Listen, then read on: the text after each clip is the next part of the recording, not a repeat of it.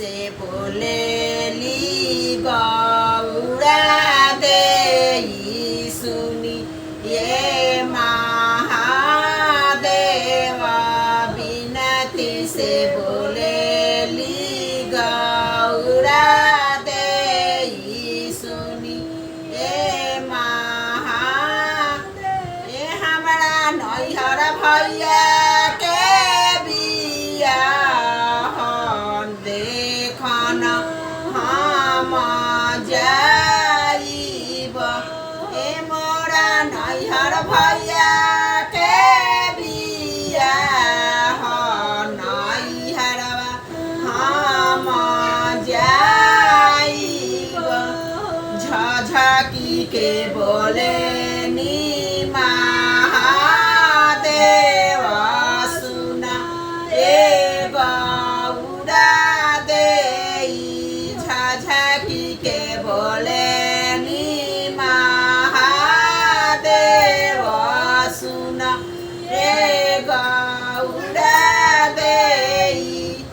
ए बिना रे बोलावल नैहर जानी जाई हायादर तोहरो नाही है ए बिना रे बोलावल गौरा नैहर जानी जाई हायादर तोहरो नाही है ए बिना रे बोलावल गौरा जानी नैहर जाई हायादर तोहरो नाही है शिवा के कहला गौरा ना मनली त नैहर चली गईलीनु ए ना